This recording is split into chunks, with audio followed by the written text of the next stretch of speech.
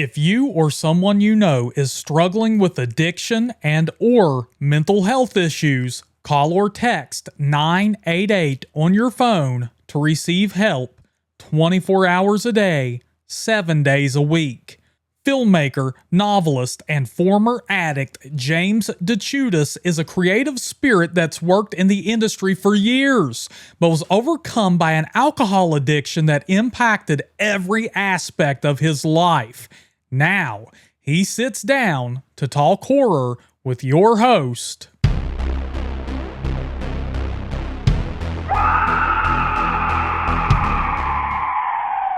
What's up, horror fam? Steven, AKA Bojangles here, and come closer, my friends. I have something scary to tell you. Anna and I sit down with James de Ciutiis to discuss the correlation between horror films and substance abuse. Forget the tea, we're going to spill the guts on this one. Sit back and enjoy, horror fam. James de Ciutiis, aka Necro Man, I would like to thank you for coming on today and talking some horror with us. Of course, man. Definitely. Love it. I'd love to be back. Love to see you guys. It's been a while. Yeah. Yeah, dude. And of course, I'd like to thank you for being such a longtime channel member. You've been with the HorrorFam forever, so I know a lot of people are going to be looking forward to this. And it's going to be a good one, dude. We're going to get personal. We're going to dig into the necro lore. That's right. The lore. We're going deep today. That's right, man. Deeper and deeper. Into the deep with necro. Yeah. Oh, man. Yeah. So this one's going to be a little bit different because we are going to get personal. And we're going to discuss, substance abuse in horror. I know you've dealt a little bit with that. And we're also going to get into, because you're also a filmmaker, so we're going to get into that a little bit. And then, of course, dig into some fun questions I have lined up specifically for you, man. Cool, man. Yeah. So, speaking of that, man, I guess we'll get a little bit into the, saying substance abuse. I don't want people to think you're, coming on here all smacked out. Specifically, you were a... Excuse me, I hope you're right back. Right? So specifically... my nose. You were a drinker, dude. I mean, how long have you been a drinker? Or were you a drinker? Past tense, I guess, now. So, AA would basically say that, oh, yeah, hey, necro, alcoholic. Right. So I drank since I was 15, probably every weekend for 30 years, at least. Just over 30 years. And it was a regular occurrence, too. And it's not just every weekend. There were, from that time period, it's basically any opportunity I get. I mean, at 15, that's not me buying my own booze. That's getting booze from other people. But it had become like a habit. It kind of so I overthink a lot of things a lot. And it was my way of just switching it off. That I didn't have to think anymore and I could just have fun and relax. And yeah, it was that long. Wow. Yeah. Yeah, that's kind of like the dangerous thing about alcohol that I've heard a lot. It helps people with anxiety or ADD, something like that, procrastinators, whatever, where you're constantly either living in the future or the past. Alcohol will put you right in the present moment. That's all you're actively doing. Yeah. So I think that's part of what makes it so dangerous, man. Yeah, it was kind of like that country song though too. If I had one, I wanted 13. And it's yeah. And for me, it was I didn't notice it, but it was progressively getting worse, and getting to a point where I didn't really care about well, I'm going to do this because this is fun for me. I'm drinking. This is okay because it's what I do. And it basically, for me was triggering, and what started the change was just kind of like a bunch of different little things at once. Was because I had always been drinking, like with my wife and kids around, but and so what ended up really happening was, I had a friend that I blew up on while I was drunk and broke everything off with them, but then tried to go back on it because I was like, I woke up the next morning going, like, I didn't remember half of what I had said. All I just knew was I had blocked them on everything, and they weren't even open to repairing the friendship at all. And over that time period, I really struggled with that. Like, I had thought I had lost somebody who was going to be like my friend forever, and I felt like my drinking had done that. Yeah. And then from that, like, things were going poorly at the job I was at. Stuff started going weird. I kept drinking. Fell into a big sadness with everything that was going on.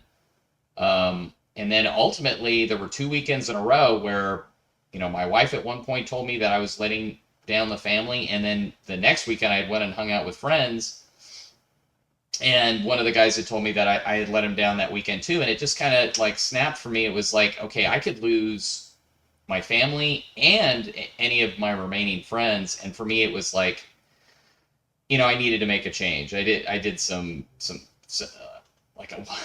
like one therapy session, and they recommended that I go to AA, and I did that for a little while and heard these people with their horrible stories, which were much worse than mine. But I stopped drinking for that. I didn't drink. The last time I actually had something to drink was I had something in March, like when I went to Vegas. And I was actually really nervous because it had been like a year and a half since I had had anything to drink at that point. But I came back and I just don't have an urge to drink anymore. It gives me a level of reality that isn't very manipulated. It's just like, I felt like I realized that some of the things in my friendship when I was drinking was very manipulative. Like, oh, well, you're drunk. This is why you're doing this. And this is what's the reality. And in fact, recently I had repaired things with that friendship, but then it spiraled out again, but they were still drinking and doing all their other stuff. And I recently had to break it off for good, but as the sober version of myself, and it's weird that people don't, and in fact, in the big book for AA, they mention it, that there is if you go without drinking for a whole year, the person who you were at day one of stopping drinking and you're drinking, and the person after that year is somebody totally different. And it's weird, like, and this is gonna sound a little crazy, it'd be great for horror fans, is I can sometimes hear what the alcoholic, whether drunk or sober, would have said in a particular instance of like, and most of the time it's something that's a little off-putting and a little bit mean, but the sober me would be like, hey, I ain't saying that. That's not right. So, but that's like the long little story right there, and it's pretty intense. Like it's an odd experience, and yeah, I have no desire to regularly drink ever again. It's too, and it's too much. I can't do it. And in fact, not drinking helped me navigate some of the recent things that I went through in realizing, when somebody's gaslighting you or lying to you, the drunk version might have bought into that gaslighting and lying and say, oh my gosh, I am the problem. I am what's going on right here. And then the sober version is like, no, it's simply that they changed and they don't want to say it's them. And it's just, that's kind of how it is. It's kind of, and then for the wife and kids, they noticed, well, you don't yell as much. I mean, you still, every parent, loses their temper and stuff. But, Yeah. and gets pissed off at their kids for doing something stupid. But it's more like I'm still very intense, but I'm not like angry or a lot of negative stuff. I'm very passionate, like I can still have, a great and powerful friendship feeling for somebody or a great love, of my wife and my kids, but it not be chaotic. And the other thing is too, people will probably appreciate this. I don't miss being hungover. And like, even though I had a great night the night before, not having to like be hungover and irritable for days afterwards. So Yeah. So it's kind of giving you just more clarity, and like, I guess you can kind of see like that drunken manipulation that some people do have, man. And like, does it weird you out, now that you're sober, like, to think that you may be talking to someone, like you were talking about your friend who still drinks and stuff like that like you may not even be talking to the real version of themselves?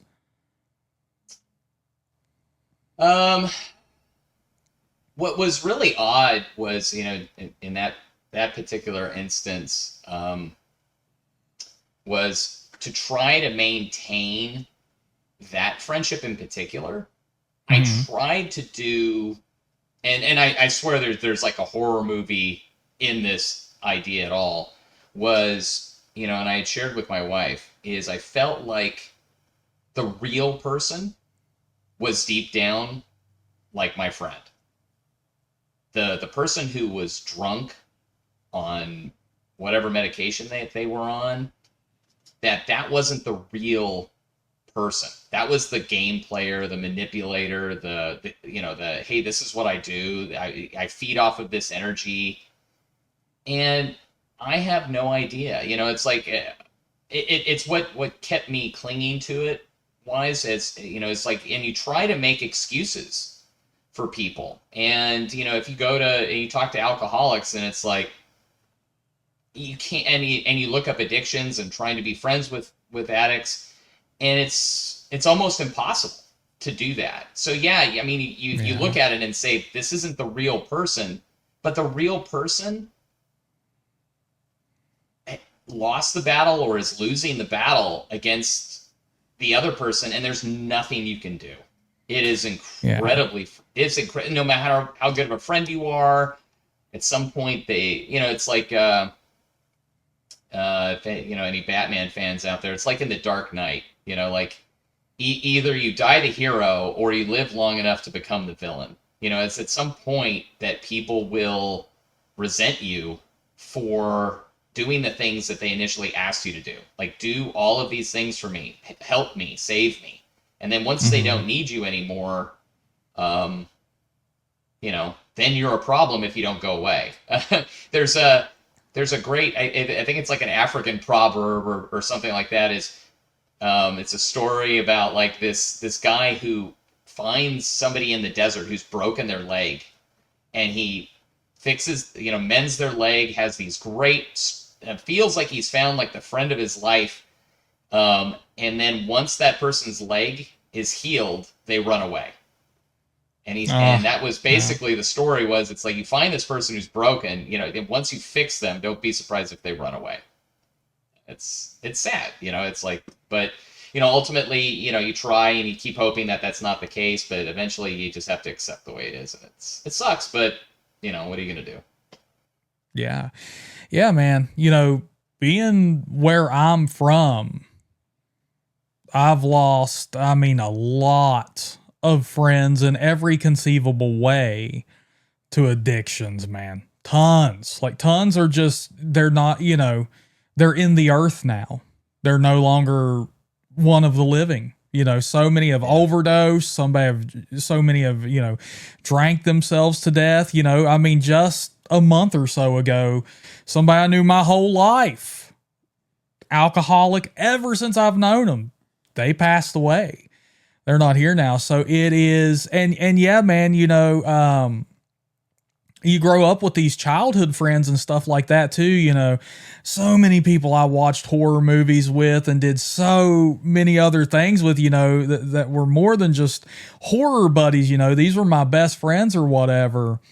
Yeah. There's literally nothing you can do because they are not even the same person anymore, man. It's like they're a walking shell of their former self. You know, they look like my friend in a way, you know, because of course their physical health deteriorates so much over the years from substance abuse and stuff like that, but they're literally not that same person anymore mentally either. You know, me and Anna have these talks all the time. You know, I'm like, man, if we had, you know, been together sooner, you would have known this person in their heyday, you know, when we were, you know, it was all about, man, let's get together and watch blah, blah, blah, and we'll barbecue or whatever. And now it's like, you can't have that relationship anymore. They are not, you know, if I called them up to come over, they'd be like, what the hell are you talking about, dude? And they're off to score some, you know, substance, you know. And they're also just not fun to be around anymore because it sucks. The whole time you just feel bad for them. Yeah. You know, a little bit for yourself too, if you're being honest. You're like, man, that's, you know, this isn't my friend anymore. They're not who they were. And it does suck, you know. Yeah. Well, Yeah, especially because it pops up in your head a lot of what can we do to help? Is there something we can do to help? And you just have to remind yourself. You know, I've never been in AA, but I have been in Codependence Anonymous, and they teach the same thing, that you can't save somebody else. You can't. You can offer help, like, you know, I've offered help in ways, but it's basically, you know, dude, if there's anything, you know, any like medical treatment I can help you with, like if you need somebody to drive you to, you know, a rehab or an alcoholics, dude, I would be totally happy with that. But I've tried to help people before, and when it's involves money in any way, you're not helping them. Oh yeah. Really. You're helping them for a day. Yeah. So yeah, I mean, and for me too, what I tried with this latest instance of things was to get them to a point, because I wanted to know, it's like, does this person want me around? Is this like a rekindling of a friendship that I broke because I was an alcoholic? Or is this something where they need right now? So I was doing my best on my part, and I had even told them this. I'm trying to take away your need of me, and seeing if that changes into you want to be there. Yeah. And it was really odd because I took away their need of me. You know, they helped them rebuild friendships, everything else, been there for them when they wanted at any point. And then what I found was, once that need was filled, they had like some sort of like either desire to keep me around in case they needed me, but realistically they were branching out to what they really wanted to do, and then started to, as I wanted to do the things that we were always doing, well, I don't want to do those things with you anymore. That's too much for me, and that's not what I want to do now. You need to just accept it. And it was funny, continuously running into the new boundaries of this person who didn't need me, or, you know, anymore, is just the boundaries kept shifting and getting smaller and smaller, and not, you know, like, and then hearing from other people, oh, well, you're not respecting their boundaries. It's like, well, their boundaries were here. Now they're here, and then here, and then here, and then it's just, and it was like, okay. Yeah. Message received. I don't. It's, you know, it's like, being the intense guy that I am. It's like asking a wave to be a water droplet. Like if you go to the beach, and it's like, or, you know, like the analogy I love to give to people. It's like if you yell at a chair, be a table. No matter what happens, that chair is not going to magically turn into a table. It is.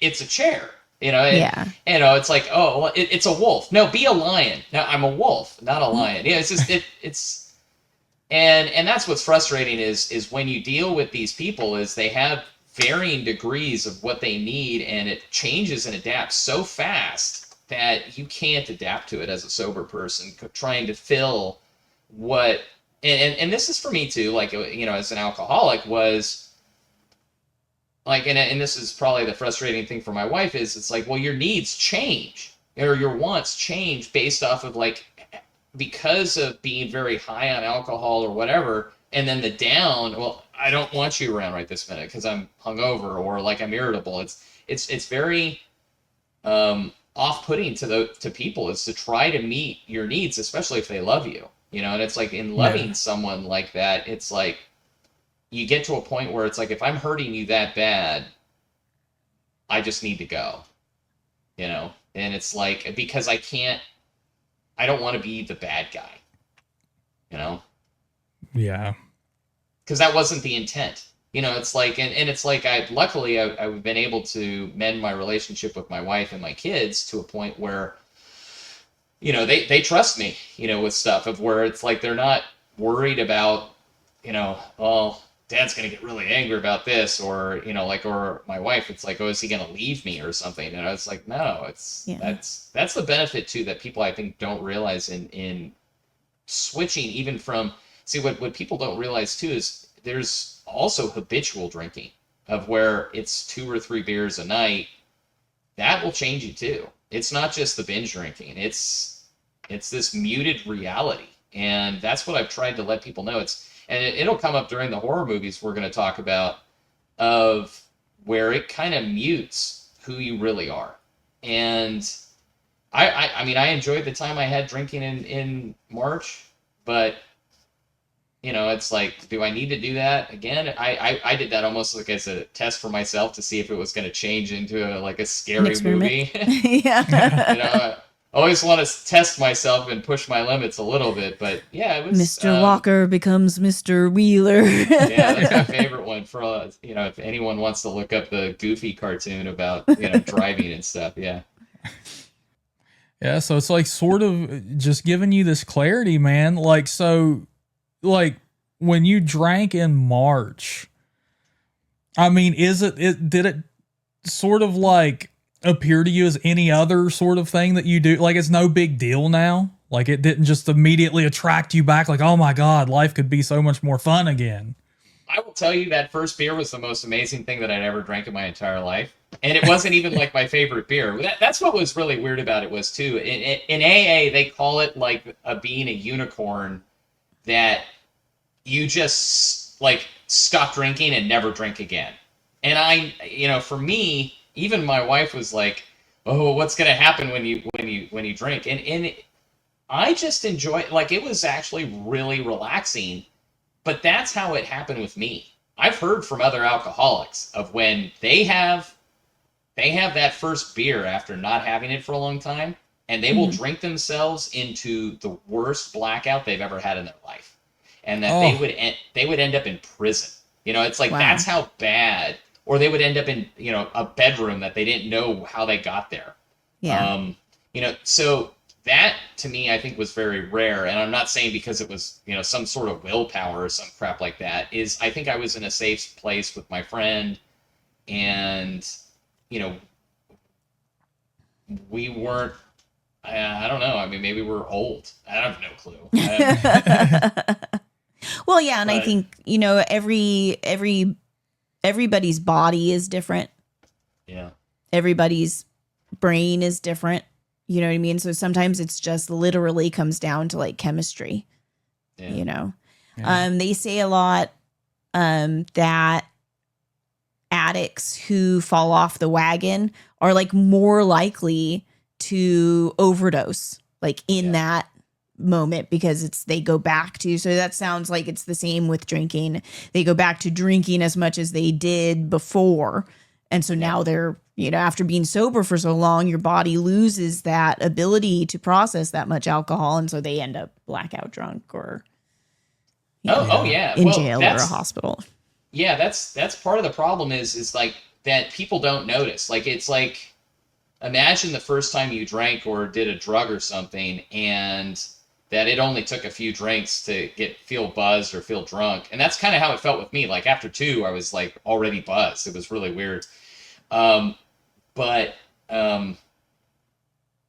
it really is, you build up a tolerance level. Like I was able to drink, like, and in fact, this was also another benefit for people out there is, imagine not having that alcohol bill for the weekend of like, hey, I just spent $100 at the liquor store every weekend that now I don't spend. So now I have $100 extra every week. You know, and it's funny too, in talking to a therapist about addictions and everything else is when you try and cut something else like that, the natural thing for an addict or an alcoholic is, hey, I need to find a new addiction for that dopamine. And for me, like, I got healthier, and after that Vegas trip too, I picked up running as well, is switching out that dopamine need, because for, I think forever, one of my doctors at one point, besides telling me I had ADD, was also that I was a dopamine addict. And in fact, he told me he actually didn't think I was an alcoholic. He said because of all these different things, it's like that actually I was just constantly, like with the intensity of my work, was always just sinking this dopamine hit, you know, with the video games and everything else, the intensity level that I would get from that. But like, I'm so much healthier right now. It's like at my peak weight when I was drinking, I was at 197, and now I weigh like 166. So, Dang. Wow. Yeah, that's a lot of empty calories that aren't flooding your body now, man. yeah, I mean, I had to avoid the sugar thing too. That helped too, was like, because it's another one of those dopamine hits. It's like, hey, it's like you switch out the alcohol addiction for sugar. And I was at times too, like during that year was, hey, I better go get a sundae or something, or hey, I'll have a Coke, or, you know, like where I would never want to really do that in the past. But Yeah. yeah. Yeah. Interesting. But congratulations on a year and a half of sobriety, Yeah, man. no doubt. No, thank you. Thank you. So, you know, we're going to get into, you know, the movies that sort of incorporate drinking, but I'm wondering now, man, you know, because we don't drink or anything like that, and we'll sit around and watch some of these ads that come up on TV or even in movies. You know, there's a lot of drinking in general in movies, but specifically like these ads or commercials, man, they'll incorporate alcohol into pretty much any facet of life in these commercials, dude. Like, Yeah. like how's that been, man? You know, just kind of like consuming media with a sober mind now. Like, do you see kind of like the marketing campaign that they put on people and just exploit the shit out of? I mean, because now we're seeing it with the gambling ads that are just, they're godforsaken ads are everywhere, dude. And it's like, it was, you know, you see like a hot model chick walking around a pool with sprinklers in the background and she's gambling on her phone. Like, But it's the same with the, but it's the same with the drinking, you know, and it like, you know, they try to make it habitual in these. Well, you're watching football, you better drink. You're grilling out, you better drink. Going to Applebee's, have a drink. Is it kind of like, you noticed cringy? that? No, yeah. I mean, it's I remember it was during probably the first 6 months of not drinking, or I looked over at, you know, my wife, and it was like, there's alcohol in every friggin' movie. There's alcohol on every commercial. It's drink when you're happy, drink when you're sad, drink when you're just hanging out. You know, like have a drink every moment of the day. And it was just like, and I realized too, like that I had put that into my kids.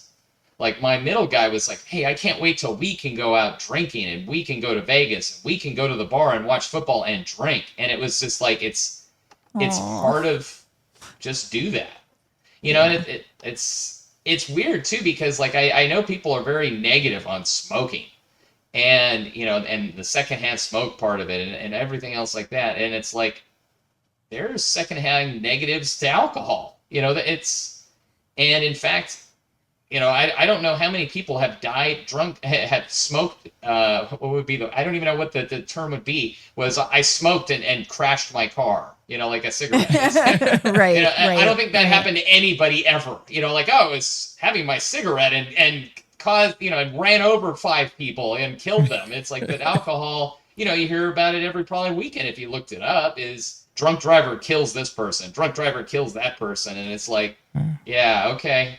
I mean, look, I'm not. Alcoholics too will tell you that there are certain people that can actually have a certain number of drinks and be fine. Really the definition, for a lot of people for an alcoholic is, at least for most people, is not the having 1 or 2 a night. Though that, an alcoholic too would also say that probably is some form of alcoholism, but is not the one where you have one and it turns into that. Of where you want to get blackout drunk. But yeah, it's everywhere, man. It's and I'm not a big advocate to tell people, hey, do you do it? We're Americans, do what you want, but as long as you're not hurting other people, like your friends or family, I mean, that to me is like where I had to draw the line, but it's in everything. Yeah, absolutely. I feel like the cigarettes kind of became the scapegoat. You know what I'm saying? It's like, we know they're bad. But it's like the cigarette and alcohol industry, to me, they go hand in hand. Most people who drink on the regular, they smoke while they drink.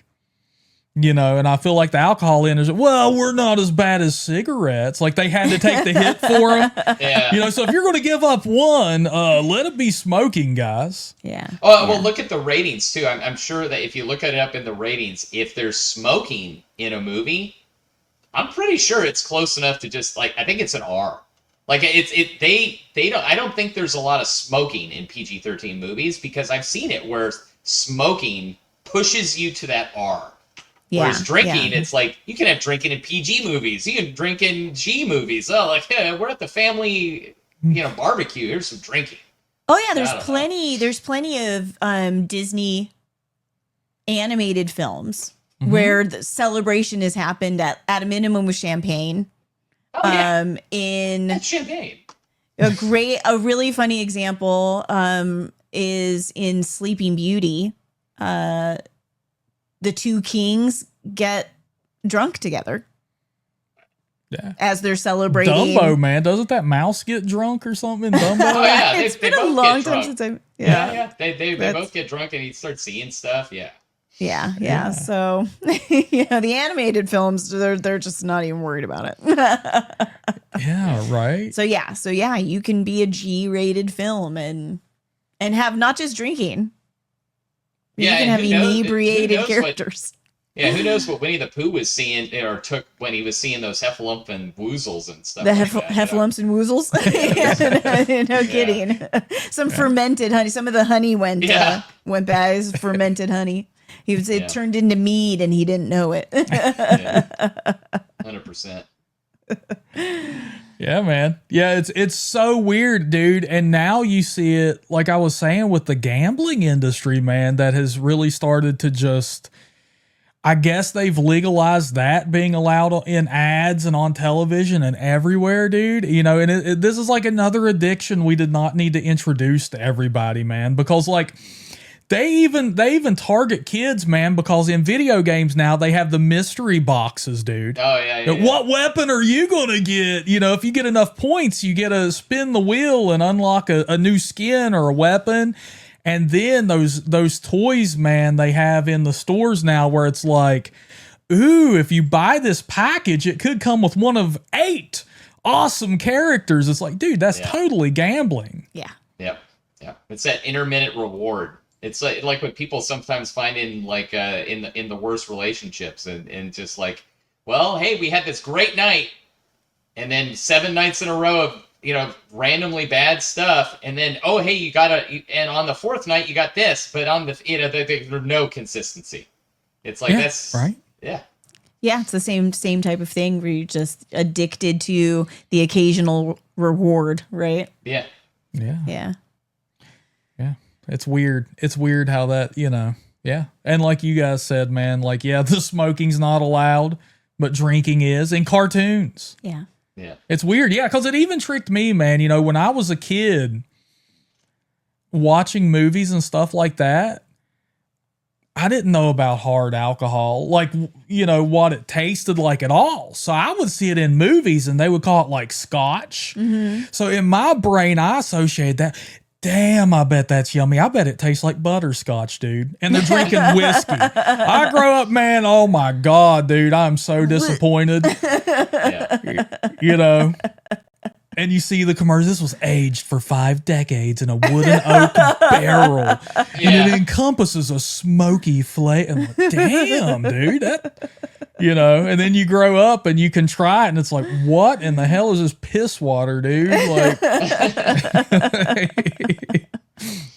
it's weird how media will do that, man. Yeah, you know, like the, I mean, there's horror movies about it, right? You know, The Shining is a prime example of that. You know, you got Jack, he's a recovering alcoholic, and the ghosts kind of prey, you know, on his weaknesses and stuff, you know, because he does get abusive clearly when he's drinking. Oh, he had a few drinks and, you know, he came home broke and his arm.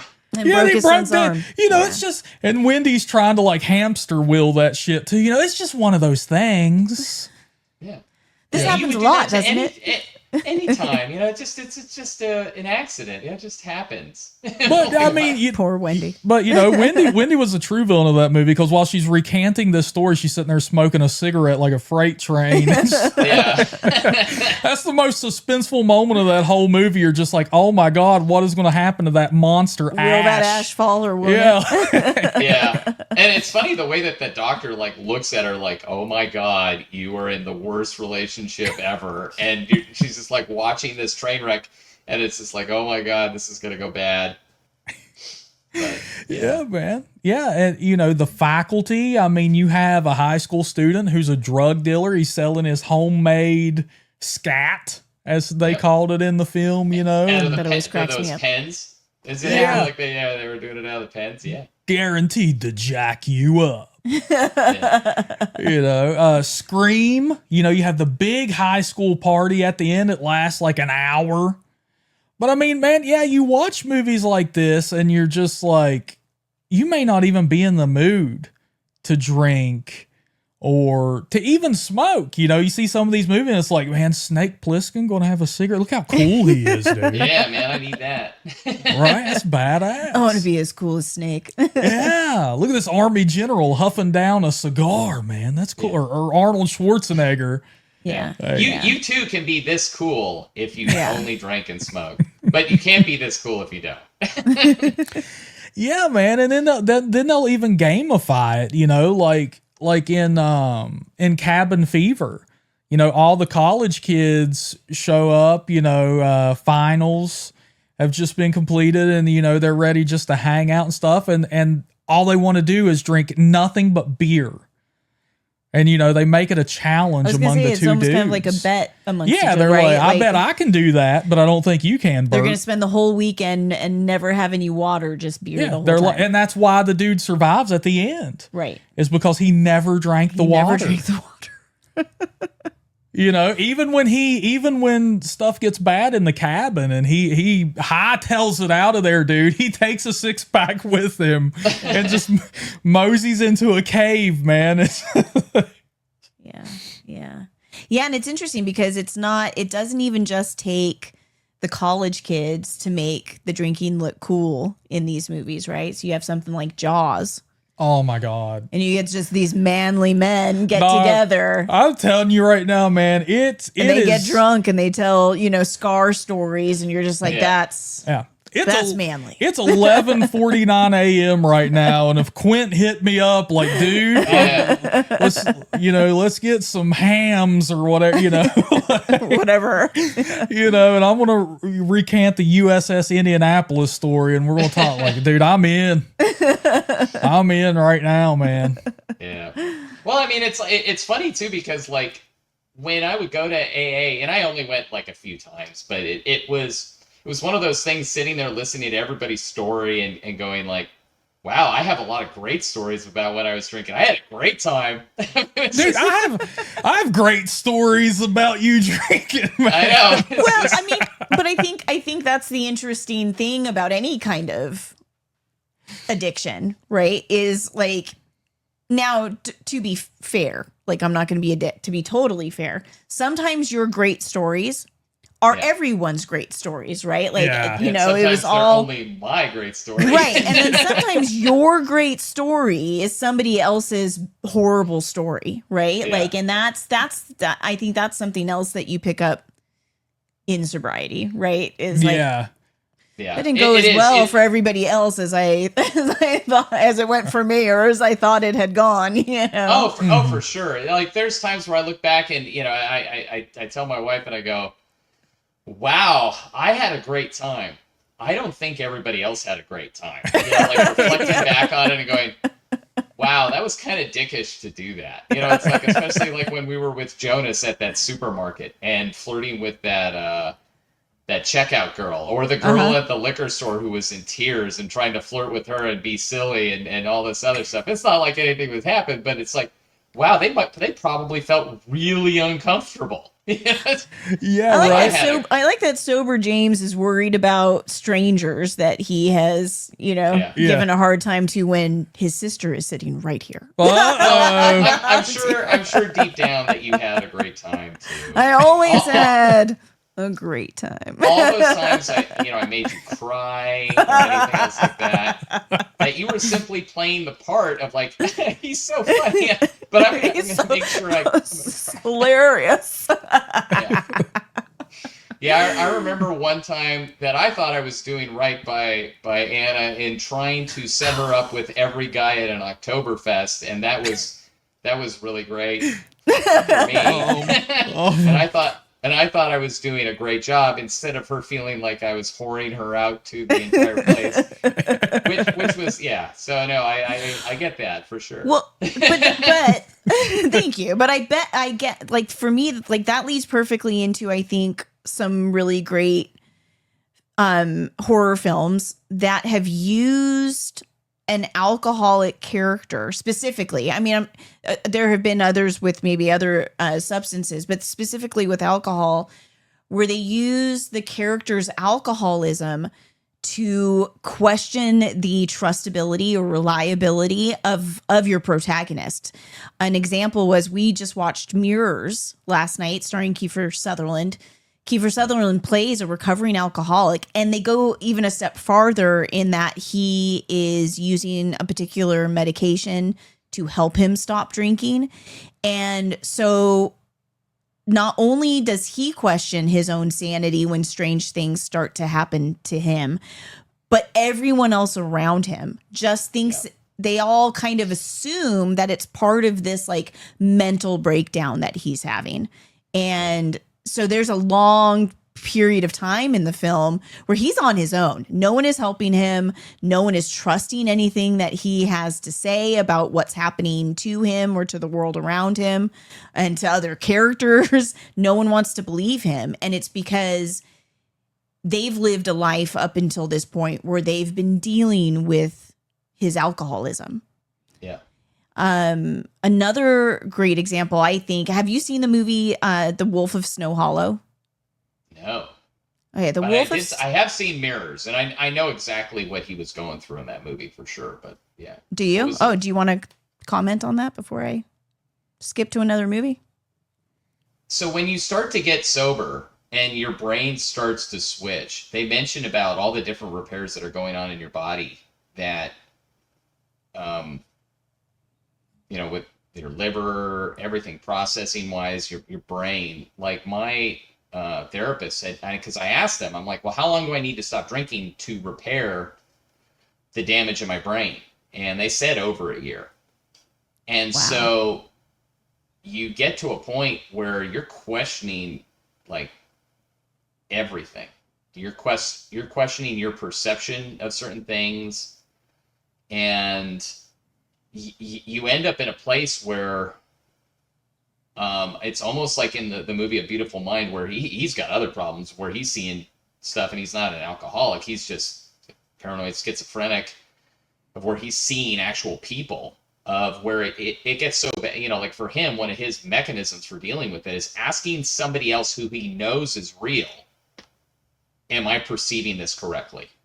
And there are times where I have to ask somebody else's opinion. Did I interpret this correctly? Or was I too emotionally attached to an outcome? Or because it makes you doubt like your reality. And not so much that reality is not happening, like it's some weird movie and that, you know, you're seeing something in a mirror that's not there, is you question your own interpretation of what somebody says to you or what somebody does, and going, am I right? You know, and that can happen with anybody, but for an alcoholic or an addict, I think it's even worse, because it causes your emotions to go all over the place. And if anybody, you know, has ever been in love or something like that, it's like, or in hate or just upset, is you become emotionally compromised and your logic circuits turn off. Like, am I reading this right? Does this person actually care about me? Or am I being manipulated? Or what's real? You know, and, you know, to the point where it's like, you got to find that trust system of like, where you can go, I'm like, am I reading this wrong? You know, and hopefully people have that, and they haven't burned that bridge, that they don't have that to go back to. You know, it's like, if you don't have anybody where you can ask, is this real? Is this emotion that I'm feeling appropriate for what's going on? Or did I misread this situation? Am I wrong? And, you know, luckily being sober at those times where you can get emotional about certain things, you can get to a point where, no, I didn't read that wrong, I'm right. But when you're drunk or an addict, somebody can tell you, nope, you're reading that wrong. I didn't say that. That's not real. And then that leads itself into manipulation and gaslighting, of where you can really mess with an alcoholic or an addict in that way and say, nope, you're wrong. And then they start to question it themselves. And then they start talking to other people who are addicts and alcoholics, because typically we all like to hang out with each other. And then they manipulate them the other way. And it's just this emotional roller coaster of like, and where it's like, no, why didn't you just believe what I said? And wow, you can't. Yeah. And then the addiction becomes not just the substance, but also the emotional roller coaster. Mm-hmm. Right. So you're almost like layering. Well, yeah, because then you start to believe, like, you go and ask 5 different people, and then you pick the reality you want to live in, even if it's wrong. You know, it's like, even it, like, I know that's not right, but I'm going to choose to believe that because that's actually, that's what I want. You know, and if my friend ever does see this, you know, it's like, you know, I apologize. I've not said who you are or anything like that, but it is one of those things where they were getting to a point with me where it's like, no, you feel this way. You're mad. You're jealous. You're this. And it's like, trying to tell them, no, that's not how I feel. Yeah, yeah. But the alcoholic version of me might have taken that input and said, oh my gosh, you know, I care about this person a lot. You're right. I am angry. I'm going to believe your reality. Yeah. And it's you know, like I said, I think somewhere in here is like a really good horror movie of where somebody's manipulating, you know, alcoholics and addicts into false realities. Yeah. Yeah, man. Yeah. It reminds me, I mean, of like Secret Window, you know, when Morton Rainey, I believe is the character's name, Johnny Depp, you know, he's in that cabin all by himself. His life has kind of imploded. You know, he's no longer with his wife. He's just in there alone. And he's an author, of course, because Stephen King, and, you know, working on his story or whatever. And then the big reveal at the end, and come on, this isn't a spoiler. This movie's 20 years old, guys. If you haven't seen this by this point. Yeah. It turns out, man, that he is like becoming one of his characters, and there's like 2 versions of himself, and they're talking to each other. And it's just like, dude, there's no going back from this. Yeah. There's no going back from this if we go this route like this.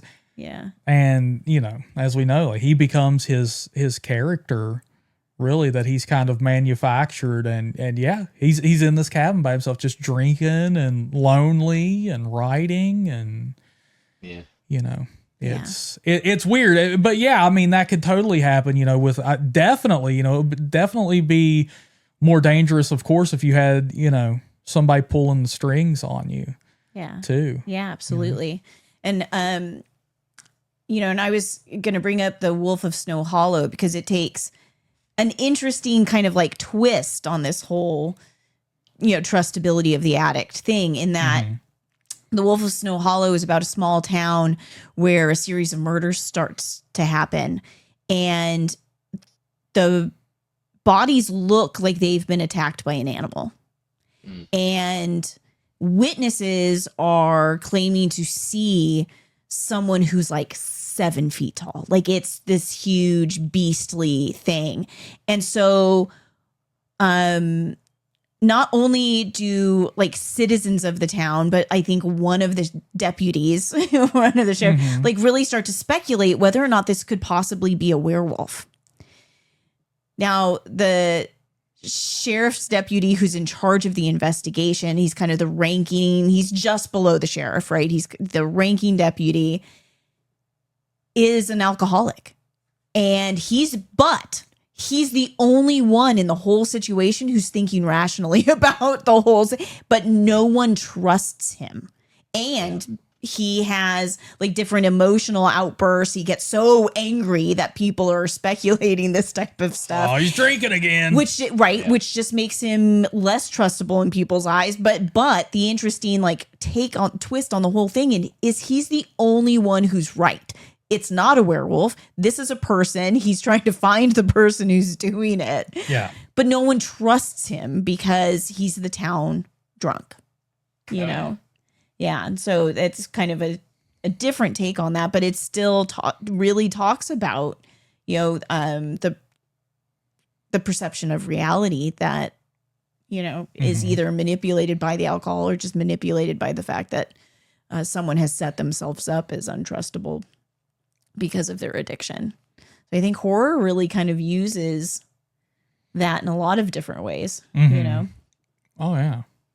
Well, it's like, even like in the movie Dr. Sleep, it digs into it a little bit more. Like the book Stephen King, you know, did for The Shining, and the sequel Dr. Sleep really deal with his own alcoholism, and I think, you know, his son's alcoholism too, in that it was really a you know, a personal story for him, but alcohol like mutes who you are, and also is like the villain.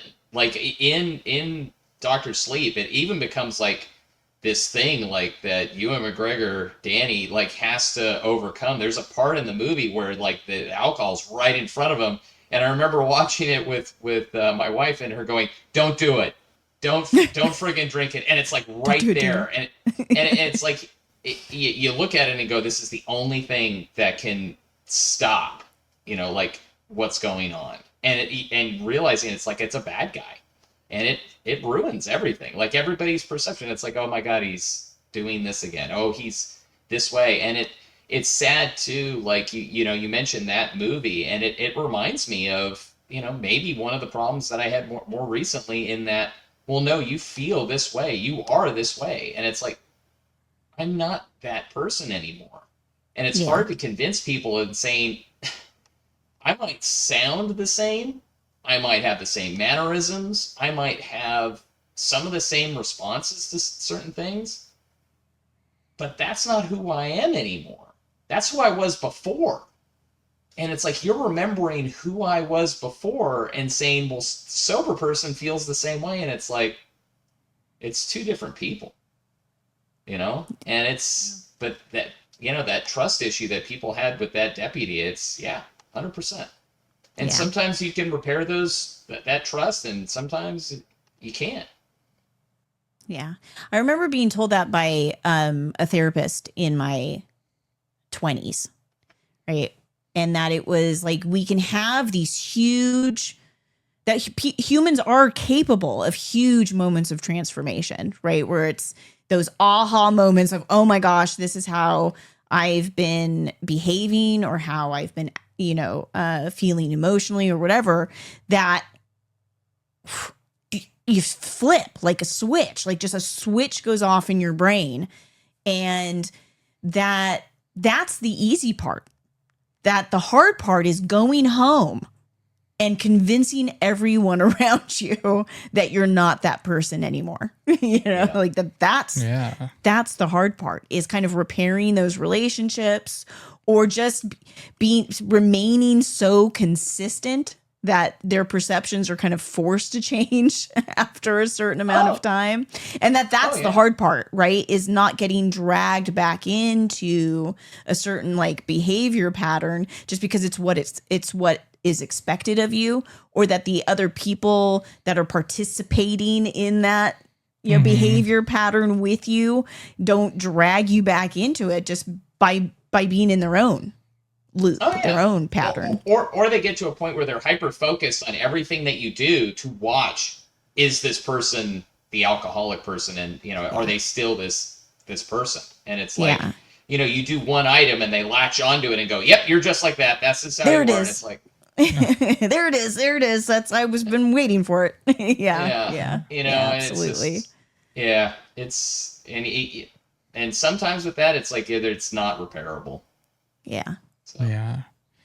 So with, you talk about these patterns and stuff like that, man. I know people will like associate their addictions with stuff like, oh man, well, I'm home from work, time to crack open a cold one, or I just mowed the grass, time to have a beer, or well, now I'm having a beer, time to have a cigarette. Yeah. It's like you associate, your habits with other stuff, and that's kind of like the building blocks, right? Like it enforces some of those, man. So like when you watch horror movies or anything like that, does it kind of like trigger that in you? Did you have to like work to get over that? Because like we talked about all the drinking and drug use in movies, and sometimes particularly horror. Like, did any of that mess with you? Well, for me, I mean, one of the reasons why I wanted to do this with the show was, if you go back and watch any of the streams that I did with you, I either started drinking a little bit before it, or I drank throughout the whole thing. And then probably by the end of it was garbling my words and getting horrible, but I drank every time I was on a stream with you. It was very rare that I wasn't. And for me, it was just kind of like, it was one of the things I avoided, was because, it just was such a habit for it. It was something I enjoyed. It made me relaxed. We'd have fun. It felt like going out to a bar, because as an older guy, I mean, I don't really go out to bars anymore. I don't have that type of like routine. Like for me, it was like, it's like if I go and watch sports, I got to drink. If I go to Vegas, I have to drink. If I do this, I have to drink. If it's Friday, I've got to drink. If it's Saturday, I should be drinking. It's like, and realizing too, like, hey, Monday Night Football, you know what? I shouldn't really have a drink because kids, I got school tomorrow, but it's Monday Night Football. I should have a drink. It's just, there's always like these built-in things of where you make an excuse, like to drink when you shouldn't be drinking. Oh, I'm hanging out with my friend on a Thursday. Yes, tomorrow's Friday, but I'm hanging out with my friend and I want to drink. And it's just like, what are you going to really do? I mean, it's, you and then like when you stop drinking, you try to build like different habits, but then it's weird. Like you give up drinking, but you also are giving up things that you enjoyed even if you weren't drinking. And so it feels like an even bigger loss. Like, I'm not going to play video games with this person because every time I did, I would drink. I'm not going to go to Vegas or go to this event because I might be tempted to drink. And it's like, so it's really hard. And I think that's why people find that it's really difficult to give things up, is because a lot of things that they like to do are associated with their drinking and was fun for them. So and that's why you start to avoid that. And I think it compounds it.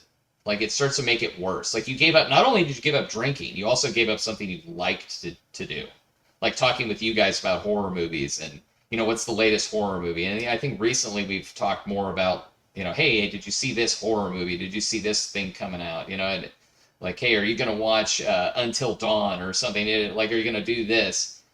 And, where for me, it's like, yeah, if you give up drinking, you also should give up all these other things that could possibly cause you to start drinking again. Yeah. Yeah. So it's tough. But yeah, there were a lot of things. Playing video games with my friend. Like even recently, there were times where they were drinking and having a great time. I wish I was too. And in fact, one of the last conversations we had was, and I think they were getting frustrated with me, was they're like, well, you're not drunk. And I'm like thinking to myself, why did you even mention that? Like, because I was having a rational part of the conversation. And, yeah. And you weren't. It was like, as a sober person now, and you hearing that comment, and you're kind of like, why did they say that? And you're like, I avoided this triggering event to not drink, and you start seeing conversations that you have with somebody who's used to you being drinking with them, and they go, well, oh, you're sober now. And it's like, well, yeah, I mean, I am. Was I supposed to react differently? And that's what's kind of weird is you wonder with who, like you were mentioning that movie, it's like you wonder if what's the expectation of somebody, especially if they were a previous drinking buddy, of like all of a sudden they're starting to see the new person. They're starting to realize that the things that they used to say to you, you are responding in a different way. And they don't know how to deal with that. Like, hey, I used to be able to say this to you and you would just be this way. And reflecting back on it right now it was one of the, probably the last, like, I think it actually was the last time I talked to her was I called her out on lying to me. Like, and in fact, that's one of the, the triggering things that like realizing that when I was drinking, I wouldn't have stood up for myself. I would have simply accepted what they said, went along with the flow, because when you're drinking, you're just kind of relaxed and you're fine and you're okay with it. And then like the sober person is like, wait a second, you're lying to me. You're flat out like telling me to, and then when I say, just be honest with me, and you're like, well, no, you should just accept what I say.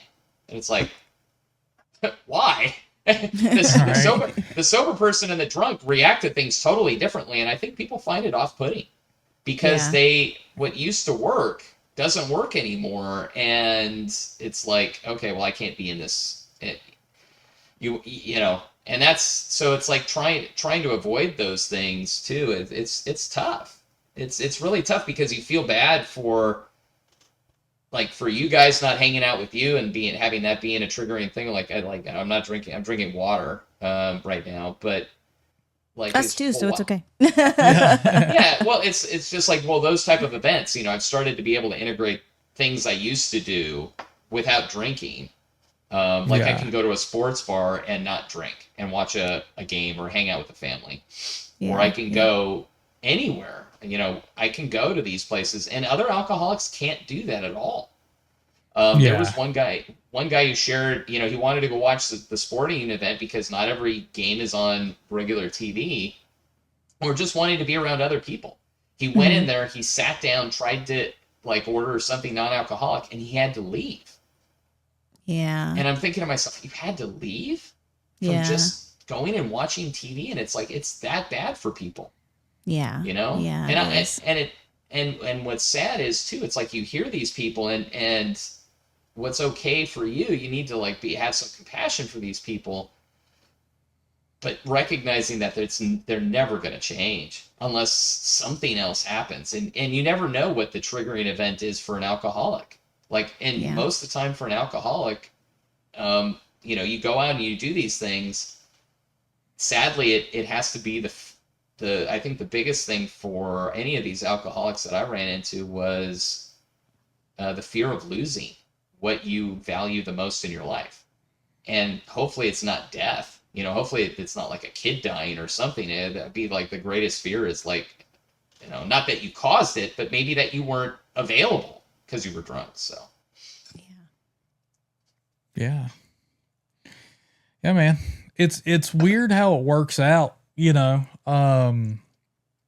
it's weird how it works both ways, in my experience, because, I drank a decent bit in the college years and in the early 20s or whatever and stuff like that. But, I don't drink now.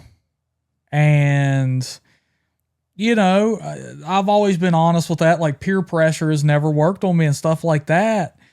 So, dude, it was weird in my teens and, well, pretty much my whole life out here, man, watching my friends decide they're going to start drinking or they're going to start drug use. Dude, they will cut your ass out of that circle of friends if you do not partake. And I mean, like, they might not flat out say it, but I will tell you, you will stop being invited just to hang out. It used to be like, man, we would, get together and play video games or get together and barbecue or something. But now suddenly, if there's not some illicit substance involved, you're not invited. Yeah. Which is weird. I mean, hell, dude, I was in a band, late teens, man, that I had a member leave because he decided that he wanted to start doing drugs and hanging out with drug addicts. And me and my other bandmate, we were the founding members. We were pretty much the main members. We were like, dude, we're not down with that. Yeah. Like and all of a sudden, boom, our best friend and bandmate, we just lost. Literally, I mean, it's still confusing to this day. Like, he's gone. Yeah. Just out of our lives that quick. And it was literally because he chose to live the drug life. I don't know what the hell's up with that. Like, I mean, he wanted to be fully encompassed in that lifestyle. Like, it was so weird. Well, I think there's a difference, right? Culturally. I don't want to get into any kind of like, difference in addiction science, right? But we'll say culturally for sure, alcohol consumption isn't just accepted. It is like actively a part of our culture. Yeah. You know what I mean? Yeah. Like, I don't know how else to put it. Like, Americans are in it. Right? Yeah, that's something But I don't think that's true. That's not true for most illicit drugs, right? So you have, not only do they want to be around people who are using, because then it's easier to get your fix, but also they're escaping any judgment, right? If they're not around you who doesn't use while they're using, they don't even have to worry about whether or not you're judging them. Yeah.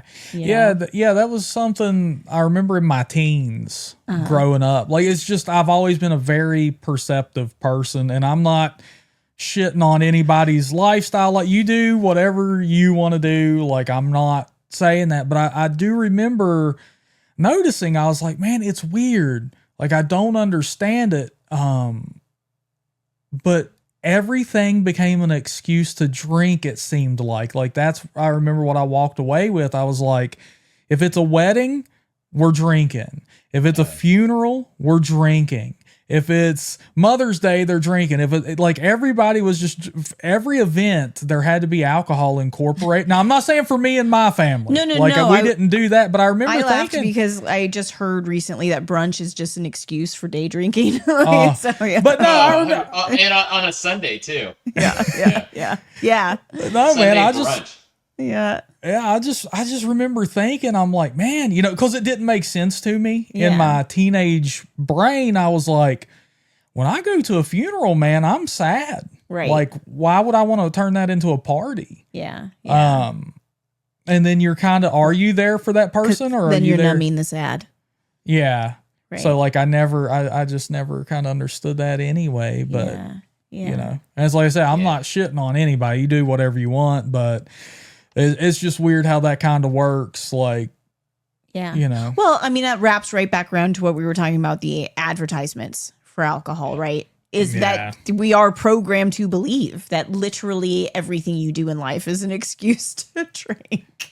Yeah. Oh, well, I mean, we just went over it. It's like, well, yeah, Friday night, Saturday night, they're understood, hey, it's no work tomorrow, drinking. You got Sunday morning at brunch. Yeah, you got Monday Night Football. You got Taco Tuesday, where everybody is Hispanic, and of course, with our tacos, we have margaritas. There's hump day, so you're almost there. There's big beer Thursday. It's big beer Thursday. Yeah. There's always an event, regardless of what day. Now there's Thursday Night Football. Yeah. Oh yeah. Yeah. Yeah, you got to go out to the bar and drink. It's Thursday. And if you do hang out with like a group of people and you are the sober one, it does come up. That he doesn't drink, and you wonder with stuff like that, is like, where's the perception in there with that? It's like, well, why doesn't he drink? And it's sad too. Like so much of this stream is talking about my friend was. Like, they didn't realize, even though I had told them before, one of the reasons I stopped drinking was because of losing my friendship with you. Yeah. And so, yes, things are going to be different, and it won't be the same. So stop trying to paint me as the same person that I was before when I was drinking. Yeah. But that's just the way they advertise it. What they don't understand with these advertisements, and they don't tell you, is the horror stories of losing friendships, losing bandmates, like you were talking about, Anna, like you mentioning stuff like that. It's like having to deal with like the guilt of like hurting my sister, emotionally, when I was drinking. It's just like, it's one of the things that as you get sober with certain things, you start realizing the things that you've done to the people you care about most in your life and how you've ruined it. And, you hope to repair it, but it's like, even the person like that you are sober wise doesn't know, like, how do I make up for that guy? It's just like I don't even know why he did that. It's like, I don't even know.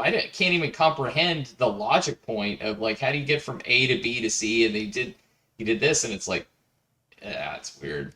Right. It's coming to understand that it wasn't an A to B, but it was like an A to F, right? Yeah. Like, there was no. But yeah, man, I imagine you have like a lot of shit to deal with, because it's like, coming to terms with like some of the stuff you did whilst inebriated, but then also coming to terms with like some stuff that like people may have done to you, and like stuff that you were just letting slide. Yeah. Or pain that you were numbing or not facing totally. It's like, man. Yeah, I imagine it's like getting a damn wheelbarrow of emotions just dumped on you all at once. It's like, where the hell do you start sorting that out, man? Well, you also have a problem too in dealing with, I used to be able to switch off how I was feeling by drinking. Now you can't switch it off ever. There's no switch. It is, you're dealing with this problem, and there's no off switch. There's no, hey, I'm going to go, let's see, it's, Tuesday. I'm going to go get some tequila and drink that today. Or, and this is why I think a lot of alcoholics, even after they became sober, is when they do start to drink again, they start to hide it. They're like, I cannot switch this off. I need to drink, but I don't want to hurt my family. And they all recognize when you start drinking again. They all know it. It's like, he started drinking again. She started drinking again. Yeah. And that's the problem, is there's no off switch. But it just makes you more mindful to not put yourself into a position where, that you did that. And, in trying to go back and heal certain things, some things you just can't fix. Yeah. It's interesting. It's brought up an interesting question for me. And it might be overly personal. I don't know. But we can edit it if it is. Yeah. Has being sober and having to feel all the feelings, do you think it has brought you any more like sympathy or empathy for the people in your life that you've always felt like felt too many feelings or were, like quote unquote, like over emotional. Well, that other people have felt overly emotional, or myself, or that you have thought of the people that you have thought of as being overly emotional, or does that make sense? Like if you've ever labeled someone in your life, maybe like, oh, very emotional or very, you know what I mean? Like has being sober and having to feel all the feelings and all of that, has it, does it make you more like empathetic to those people? Yeah, it's made me make an allowance, and the comment that I say in the house is, I just was like, you do you. Yeah. Melissa does not take that comment well. She hates that comment because she thinks it's sarcastic, and I'm like, it's like, I am allowing you to just be yourself. That's how you feel. That's what you want. I can't. There's a non-judgment thing in that, and you just be who you are, because I don't have a right to judge you at all. I don't have a right to say, well, you shouldn't feel that way. Yeah. And that does come up for me more recently, and trying to accept someone's reality of their emotions, of what they felt, and saying, if you were drinking, you could disregard it. You could say a statement, oh, they're just being emotional. Oh, they're just drinking, so it's not really them. And it does make you accept people just simply how they are, and rather than get into a point where you're judging a lot, because you're in no position to judge. I mean, you're an alcoholic, so it's just, you have to basically put yourself into a place where, oh, I could have been wild and rambunctious with something, and it's like somebody says, well, this is not okay to me anymore, and you just have to accept it. Wow. Okay. Interesting. Yeah, I mean, for me, what a lot of people thought when I'd stopped drinking is that I would become a more muted version of myself. And in fact, our brother's wife had said, wow, you're actually not worse, but actually more intense than you were before. You're more you. Yeah, I was going to say, I think like, and I don't know if it's maybe I've had more experience or more, whatever, but it's, if something is like a numbing agent, right? Yeah. Like if you remove that, someone's just going to be more of themselves, like more of who they really are. Now, it may not involve the like destructive, chaotic aspects of it, but you know what I mean? Yeah. But it should like deepen like who they really are, right? Yeah. Yeah. And that's kind of the point, like in Dr. Sleep, is that Danny drinks to get rid of The Shining. Right. Right. And that to me is like, when I watch and I watched that movie, and even The Shining with Jack, is seeing that alcohol for them was a muting agent, so they wouldn't see things, and one of the things that even before I worked in surgery centers, my uncle would actually have me go to meetings for my intuition. I'm not saying I have The Shining or anything like that, but I can read a room pretty well, and I could sit in a room full of, I worked with doctors, so I could sit in a room with doctors and I could say, this guy's the brains of the group. This guy's thinking this guy's only here for the money. This guy doesn't give a crap about anything. And I could do that within, the hour of sitting in that room and be asked, well, what did you think about this group? And it said, this is actually what's going on in this. And in fact, more recently is being able to point out to people and be able to spot it quicker, this is what this person actually means. This is what's going to happen. This is who's going to screw us over. And where, as a drinker, it could lend itself to, well, that's just being paranoid. Mm-hmm. To no, it's not paranoia anymore. It's actually what's going to happen. And then it happens. And you're kind of left in this place of like, wow, if I had been drinking, I would have questioned that intuition. I would have questioned, was I accurate in thinking those statements? Because everybody has like that gut feeling. An alcoholic can have those feelings all the time and they be wrong. Right. And right. yeah, and so from that, like for me, I would have gut feelings about people all the time. And but then, like, especially if they were very valuable to me, but then a red flag would pop up and go, holy crap, this is not right. But the alcoholic version of me would question it and go, well, I don't want that outcome to be right. Maybe I'm wrong because, I'm drinking or whatever. Maybe that red flag, I ignore it.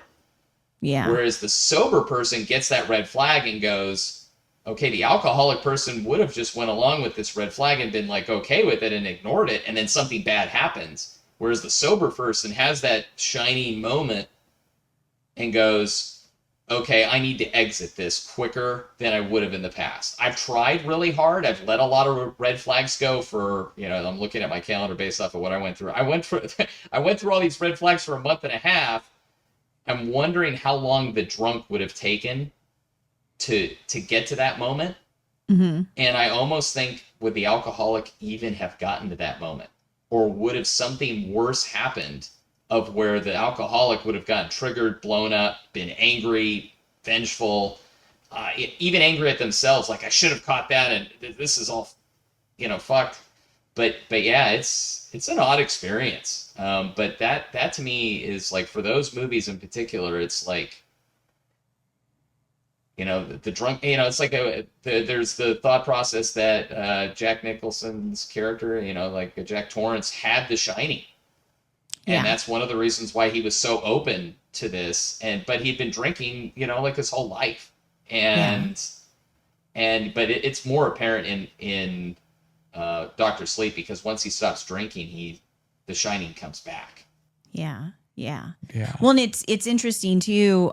Speaking of The Shining, is, and you're talking about red flags or whatever. It's, Jack Torrance is so, when he allows himself to start drinking again at the hotel, then the red flags become about everyone else. So he buys right into, maybe you should kill your family. He's like, you're right. They're the problem. Yeah, right. Right? Like that, they're the problem. That problem is now external. You've right? always been the caretaker. Right? Yeah. He's like, you're right. And it's funny too, like, it's not funny, but it is realizing that alcoholics, addicts, I would think, always think it's something else going on outside of them, that it has nothing to do with them at all. And in fact, when I had first watched The Shining as a drinker, I thought, it's not because he's an alcoholic. It's not because the hotel's haunted. It's sleep deprivation. I remember you saying that. I was going to say it's the sleep deprivation. Yeah. And then realizing it too, as an alcoholic, you don't get proper sleep. Oh, yeah. So yes, it is sleep deprivation, part of it. But it's also the fact that you would have slept well had you not been a drinker. Yeah. So man, like, speaking of Jack Torrance, you're a novelist too, and you've also stayed at the Overlook, but we'll gloss over that. Man, did alcohol affect your creativity in any way? Like, cause you're a filmmaker as well. Like, did it hinder? Oh, yeah. I would drink a lot when I was writing. All the time. For sure. Yeah. And in fact, sometimes when I would get into writing sessions, I would be drinking while I was writing. And in fact, I think that writing for me became a way to process the muted part of the alcohol. So I would be drinking, but I would be feeling a bunch of things. And the only way for me to get it out was to write. Like, I couldn't really talk about it. Mm-hmm. And in fact, one of the things, like, for me growing up, I really wanted someone who was similar to me. It was, and I wanted like an escape from actually being able to think. And drinking gave that. but it was never like really, joined. Like it was never like, well, everybody's so perfect. Everybody's got it all together. Like how, it's like almost trying to find somebody who is your buddy. And not just your drinking buddy, but somebody who was also you feel like is just different. It's like we're Mm-hmm. so different. And so writing kind of has you create the fantasy of who that other person is. A lot of my stories, and there's some horror stories, there's, some adventure stories, there's all these different things. But they all came down to this general sense of I'm I have not met someone who's like me in that I've tried and you start getting into the weird like like the Inception movie is you start having dreams or projections and they turn into characters in your stories. Like it's funny that I think that like Secret Window movie and that story is like where when I first started writing, it almost felt like sometimes like the characters themselves would wake me up and have me write. Like I had to write. Like there were times where I'd wake up in the middle of the night and it felt like a character wanted me to finish the story. Like I remember I was writing like it was something. It was one that was called Miranda, and Mm-hmm. that one was a very personal story for me, but it felt like I had to get up and I had to write at 3, 4 o'clock in the morning. Um, and, even if I had been drinking that night. And for me, sometimes I felt like some of my best writing or the flow of it happened while I was drinking. Wow. And, it's like up until recently, um, I think my first story, and I mean, I was in high school, but I was still part of the drinking. Was my first story was about this actor who was a big businessman, in the theater. Like he was actually an actor on stage, and then he was playing in a comedy or something. And what's really funny about this story is, even though it's the first story in my book Mass, it's odd that I almost lived out that entire like short story of it. Like I had this he had a gold mask with a jewel, and the play ends, but one of the jewels from his eyes had fallen out, and this young girl comes to his room where there's all these masks on the wall, and on his face is just this. There's nothing there. It's featureless because the only way he could have a reality was the mask, and he had broken all of them. And this little girl, or young lady, comes up and says, "I saw you crying on stage." He's like, "What are you talking about? This was a happy play, and I didn't cry." And she hands him the diamond or the jewel that had fallen out of his mask, and he's like, "Well, that's just a jewel. That's not a tear." And she is crying, and she takes one of his tears, like her tears, and like wipes away like all the clay and everything else from his mask, his face, and underneath all of that clay, he was crying.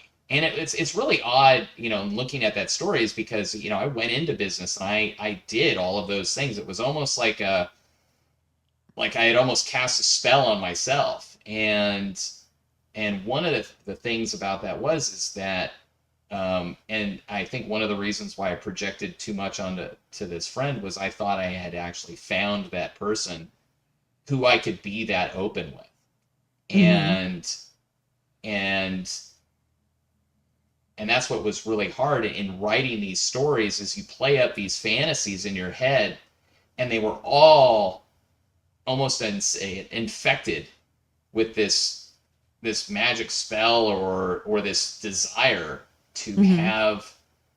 have that, and realizing that it's really was just a childish wish or dream that somebody could be that person who you reveal everything to, and that on top of that they would want the same thing you did. And I feel bad for that person because I feel like I put too much on them in thinking that they could have been that forever buddy, instead of realizing that that they were an alcoholic and an addict too, and they didn't go through the process that I went through, and probably never will. Yeah. But writing, really, and drinking, kind of bridge that gap in, and I told that person too, like, once I met them, I stopped writing because it felt like every time I started to write that I was actually writing about them. And I said that wasn't fair, because it would be better to see what's the reality of, like, where's the real story. And so writing and drinking for me went hand in hand, and holding on to fantasies of where you get to a certain part in your life where you realize, I need something real. I don't want the fantasies anymore. Fantasies, I mean, alcohol gives you that fantasy. You go out to the bar and you're the greatest singer that you've ever been. You go out and I'm going to do karaoke, and I'm the greatest, and I'm the most personable person ever. I'm the most flirtatious and stunning stud that's ever existed. And it's like alcohol gives you that, and it's fun. I mean, but ultimately, you want somebody that isn't going to run away when things get tough, and that isn't going to turn you into a bad guy, or isn't going to, like, misperceive how things are going. But alcohol corrupts it all. And in fact, I feel like most of my writings, looking back on it, like, is it all corrupt? Is it not? Are none of them really good stories? Are they just corrupted with alcoholism and corrupted with a fantasy of something that doesn't, someone that doesn't exist? Yeah, that's interesting. I think it's part of the human condition. I think we all, deep down, the one thing we want in this world is to be seen for who we really are by someone else, and then still, like, loved and accepted. Like, not only that they can see through all the masks, right? But that then they also love you and accept you, right? Just exactly who you are under all that. Yeah. So I feel like the next question I had for you is, like, going to be perfectly in line with this then. Okay. Because of, like, how your writing makes you feel, and how, and these stories and everything, because I've been meaning to move into this with some of the guests I have, and I haven't had the chance yet because of, like, time constraints that they have. But also, I feel like, this isn't a hard transition either to, like, move into this. So I'm going to ask you, man. So, like, artificial intelligence, AI, whatever the hell you want to call it, is, like, the hot topic right now in the world, and specifically in filmmaking, because, like, the Google VO3 just came out, and it has everybody panicking because you can create movie scenes with camera angles, with effects, with any characters you want, dialogue, any shot you want, just off of a prompt. I mean, it's like using ChatGPT or Midjourney to create images, whatever. So I want to ask you, man, like, some people support it, use it to their benefit. Some people hate it. Where are you at on it? I mean, I'll take it from, like, a writing perspective. It's like, you recognize, and I think that people need to look at AI, and that it's not going to go away. So it's not something that that I think that you can fight against it. Like, there's not going to be a ban on AI. It's here to stay. Yeah. I think yeah, go ahead. Yeah, I was just gonna say, like, it's right now, it's the worst it's ever gonna be. Right. It's only gonna get better. And, like, all these companies are clamoring to be the go-to for AI. Google is, we say now, I'm going to Google that. We don't say we're going to search it. We damn sure don't say we're going to Yahoo it or Ask Jeeves or DuckDuckGo that shit. Like, that ain't happening. I'm going to Bing this right now. Facebook is social media. Pretty much. YouTube is online video. So everybody is clamoring to be at the top.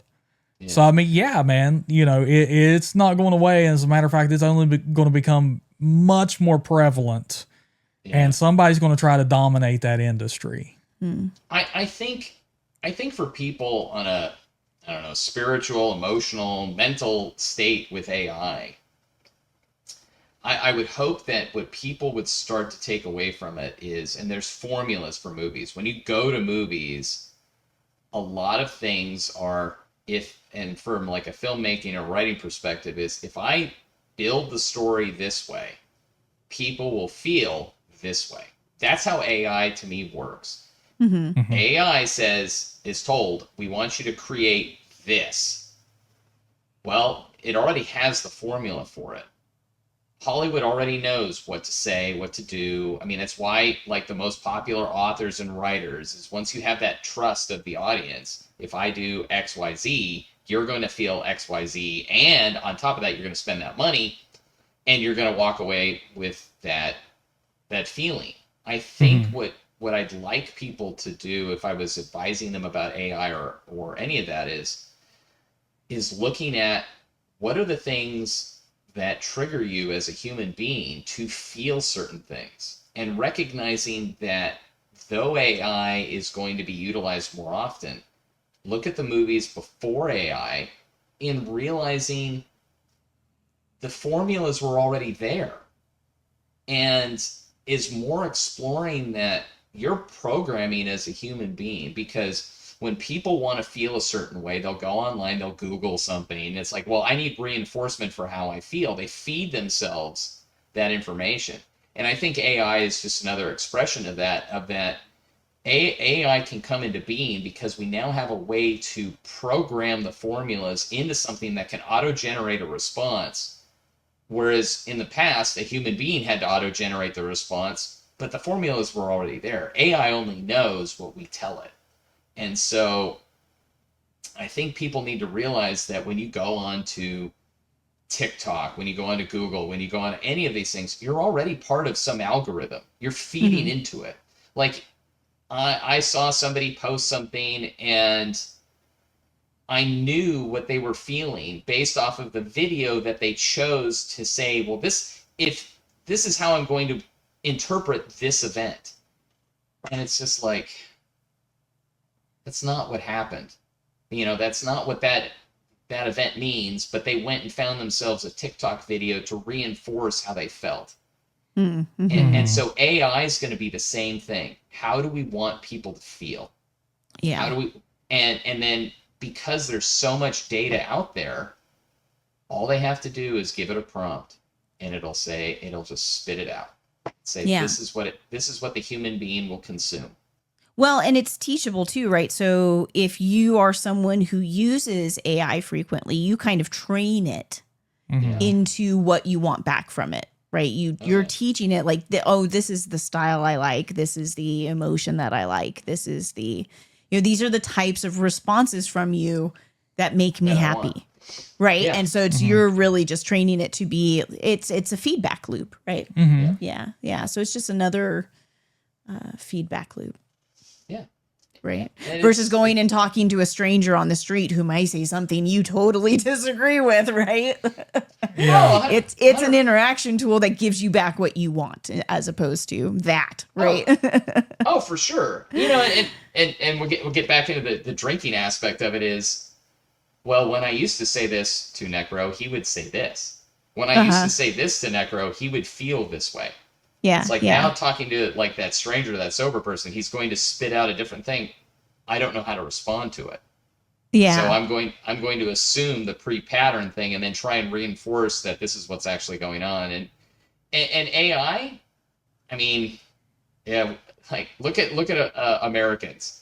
Like when you had Star Wars Episode 4, we were all the rebels.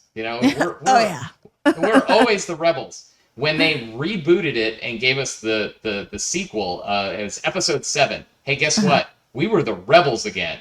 It's like, wait a minute. They were the Republic. They were in charge. They weren't the rebels. But no, we're always rebels. We're always like the underdog, and And let's all put us back into the underdog thing. And like what I tried to point out to people about the second sequel, it's like, wait a minute. The New Republic was a total failure. Why would I ever go with these people at all? They didn't run their governments well. They didn't protect themselves from like this fringe threat and let themselves get overwhelmed with it. It's just like they were in charge and they screwed up. And it's just, but no, we've always got to rebel. You know, you see that in politics a lot too. Like, well, we're rebels. We're got to fight the cause. It's like, well, you know, what if the cause is right? You know, it's like it's. There's always that ingrained in a certain part of humanity is like, got to rebel against whatever I'm being told. And then there's the other people who want to be joiners with everything. Like they want to be part of everything. And AI knows how to influence that. They know what to say is to say like, oh, you should be like this. And that's the problem with anything is, you know, I think that latest Mission Impossible movie is all about AI taking over the world. And Perfect. Yeah, that's basically what it's about. But yeah, I think people will need to demand it if they don't want AI.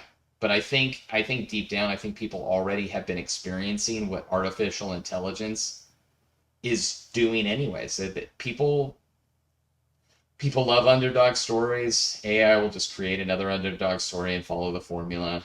Yeah. You know, I don't think AI is going to do anything different. I think it's just going to lower costs. And I think it'll feel artificial at first, but then it'll feel normal. Like you were saying, it's like, it sucks now. It's only going to get better. And I don't think people will care. When they go to a movie or they read a book, they're just going to be like, I just want to feel good. I want to have a great experience. And if AI makes it better, they're going to do that. You know? Yeah. It was really insulting for one of my books. Somebody posted an article, and I think they were just pissed off because I did use AI art, but I did not use AI writing. And so, but they were like, oh, it was AI writing. It's like, dude, do you know how hard it was to write that story? Do you know how much like, a problem that was? I'm like, if it was AI, it would have been so easy. I should have done it based off of that one stupid comment. You son of a bitch. Right. Yeah, man. That's kind of the thing, man. Like, people are going to be, you know, that's the opposite side of it, man. Like, people are just going to accuse everything of being AI generated now. It's like, apparently, like there was an article just yesterday that there is a lot of AI cheating going on in college. tons. Oh, yeah. But on the flip of that, there's a lot of students being accused of AI cheating when they're not. So it's like we are right in that moment of, you know, where it's, you know, it's like, yeah, I'm sure there's a lot of AI stuff getting pumped out. And then there's a lot of people who, you know, because AI was trained to write by us, right? So there are people in this world that's how they write, right? Yeah. And so, you know, so as if you sound anything like that, it's like you're immediately being accused if you were AI. And it's like AI learned how to write, maybe from people like me. How about that? If you use an M dash, you're AI. Dude, and I love M dashes. Anna loves them. I love them. I've been using them forever. I think they're fantastic. My writing is riddled with them, and it's like, What that's is an me. M dash? An M dash is like the two hyphens stuck together pretty much. So like, it's a longer dash and it means something. It's, you know, it's a type of punctuation that says in the middle of a statement, you are making a separate statement. Yeah. As strange as that might sound, but it is. It's like a lot of the times it's a way that certain people speak. Right, is I'm going to be telling you something and I'm going to stop for a second and make a side comment and then go back to what I was saying. So it would be that's like, what an M dash so signifies in writing. So like a legitimate use of it, would it be like the ball is yellow, M dash, my favorite color? Yeah, absolutely. Okay. Or in the middle, if I'm talking, so we're having this conversation and I'm telling James, you know, Stephen and I had this experience with his friend the other day, you know, Jeremy. And then we were, you know, Jeremy would be in the M dashes would be in between them, and then I would go on with what I'm saying. That's Yeah. how you use an M Yeah. dash. So a lot of like, for some reason, I guess AI loves M dashes as much as Anna. So now all of the detection tools, like if there's a single M dash in that son of a bitch, like it was written by AI. Well, and I would imagine, it is one of those like lesser used punctuation marks, It is. like semicolons, right? So Yeah. it's like a lot of people don't even know that they're a thing, let alone do they know how to use it. You know what I mean? Yeah. So yeah. Man, what would you tell someone though who's like wanting to become a filmmaker or a novelist right now on the brink of this like AI revolution? I'd be honest, like, I don't know. I think it's going to make it harder and harder. Like, so for example, like one of the reasons why I used AI art in one of my books was it was like comparatively, and I'm sorry for all the artists out there. I mean, you freaking hate on me for this, but it's like, would I want to put into my book finger paintings or like done by like a 4-year-old, or would I want to put in something that was done like by like a high school kid? And that's not, and I'm not saying that doesn't exist, like a real person couldn't do it. I'm talking about monetarily. For your Like, budget, right? Yeah, Like for you my could afford budget. the you could I can only afford the afford finger paintings. Yeah, I can only afford the finger painting or the high school kid AI thing, or college or whatever, or somebody like that, like almost like that sort of thing. Or do I want to do the finger painting? And that's based off of budget, and that's the problem. It's like if I put out a book that has a bunch of AI awesome art where people are like, oh my god, this is freaking great. Or I could put out the finger painting and go, yeah, those pictures he added in there were pretty crappy, but at least they weren't AI. I would say 95% of the people didn't care. Yeah, absolutely. They wanted it. They wanted it better. So, like, my advice to writers and artists, I mean, I hate to say it, but I fear for. I feel that we're ended up in. I mean, go to a bookstore. It's probably the same 20 or 30 authors that are like chosen, and you'll see based off of what they're trying to pump out or not. Like, whether it's the traditional like Stephen King novels or something like that, or like, hey, you know what, we're gonna have all new books and they're all gonna be by women, or we're all gonna be by minorities, or they're all gonna be this. That there's always going to be different themes of trying to support new people, but I think it's also going to be done under the illusion for people, and that it's going to be no matter who you are, it's going to be tough, and they're going to do whatever works out best for them. And I think if somebody finds the formula of working with AI and creating something that's new and feels fresh and is in the formula, but breaks it just enough with the human factor of it, I think that they'll find success. I think that's what they're going to have to do is, and I think George R. Martin did this a little bit with his writings, though he can't finish his series, which too bad for all the people who read that, is what he did is he took archetypes and did what you weren't expecting with those archetypes. Like, that the hero archetype, everyone is expecting the hero archetype to win. And instead, the hero archetype is the guy who gets killed off in the first book. Right. And then right. he's transmuted into the old wise man archetype and the person that everybody wants to live up to, but actually he's a cautionary tale. And then that's why, like, the Red Wedding works so well. It's like, oh, his son is coming to avenge him, and he's going to be the one who does it. No, he's not.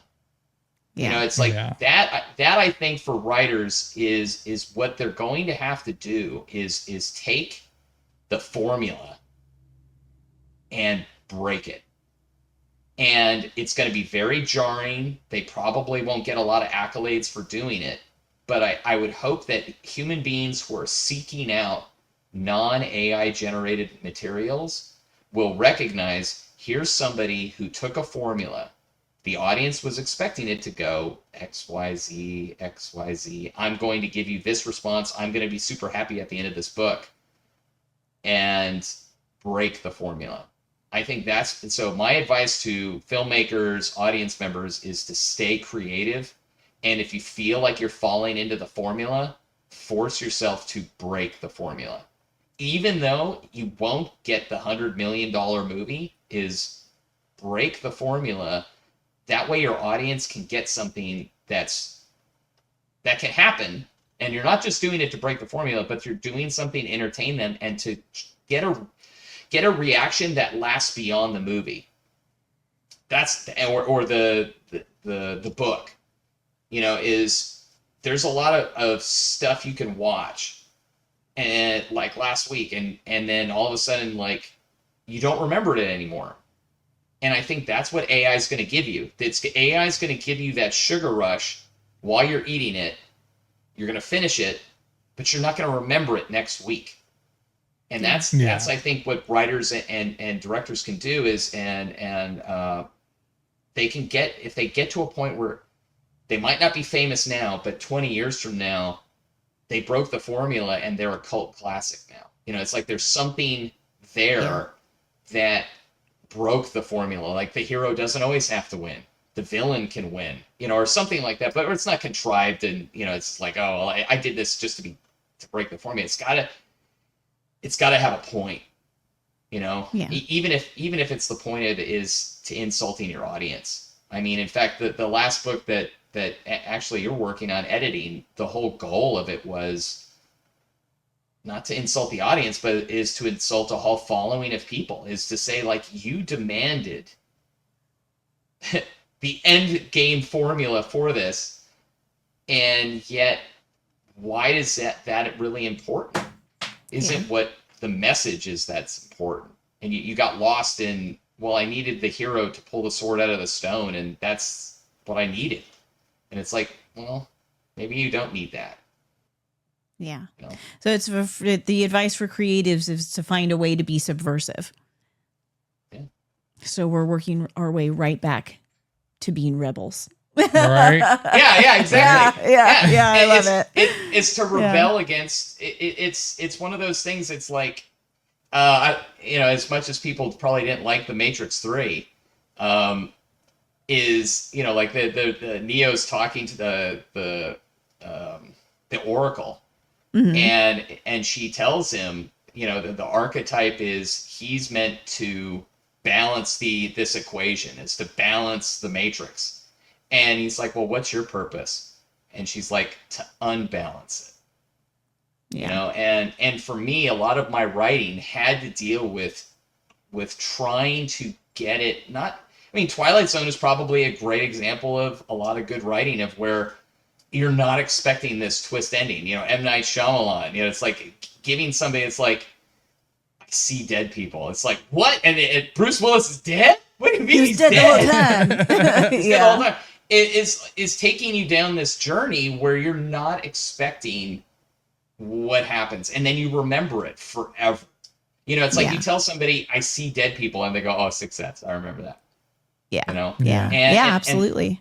And that's where they need to push themselves to. I mean, of course, there's always going to be like, hey, I want to go watch a movie and turn my brain off. But I think that for people, I would challenge them to do that. And Stephen King's great at it. He takes normal things and makes them scary.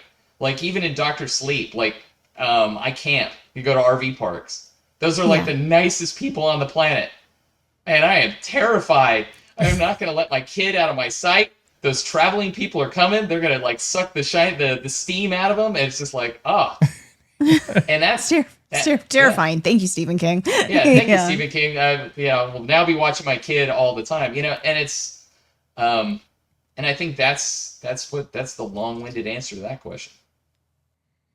No, I love that. Yeah.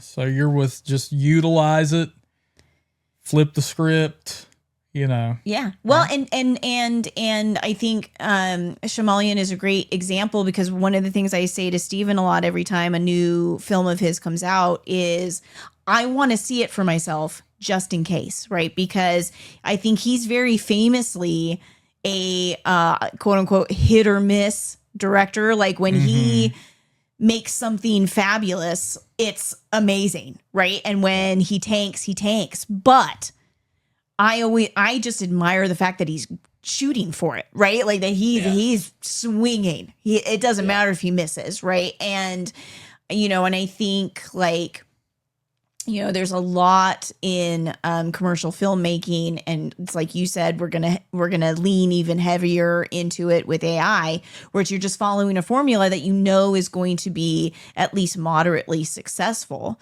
So be that director, right? Be that writer, be that who's willing to swing for the hills, right? Even if it's not, even if it tanks, right? Even if it doesn't land correctly, at least you're trying something different. Yeah. Like, at least you're trying to subvert expectations or, do something no one else has done before. You're trying. If it fails, it fails, but at least you did something different, Yeah. At least you were honest to your own sense of creativity. At least you listened to those voices who were getting you up at 3:00 in the morning, right? So I was going to tell you, as fellow writers, Stephen and I can both tell you, even as sober people, those voices get you up in the middle of the night to write. Yeah, like for that's sure. just true for creative people. So yeah, I listen to those voices, get up in the middle of the night, and Yeah. if no one else likes it, that's fine. Try again. Yeah. Yeah. We be shining, baby. Yeah, that's right. All right, dude. I have some fun questions for you here. This is the fun question portion of the show. Do I need a drink? Yes. No, I'm kidding. No. Sorry. Yeah. All right, man. Off the top of your head, we're going to speedball these so that way we get your honest answer. All right. What's your favorite scary movie? Halloween. Who's your favorite horror character?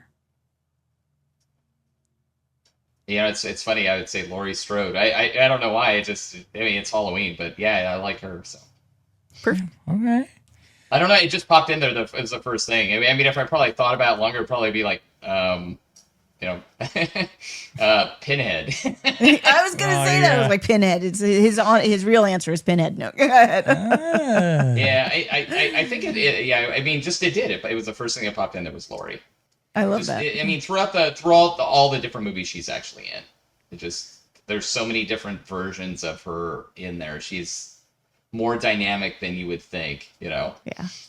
Okay, so you've given us 2 slashers so far. Of the same movie. So, Yeah, right. Like 2 slasher answers here. It So coincides. Yeah, I get it. what's your favorite genre of horror? I'd probably slasher, but I need something supernatural with it.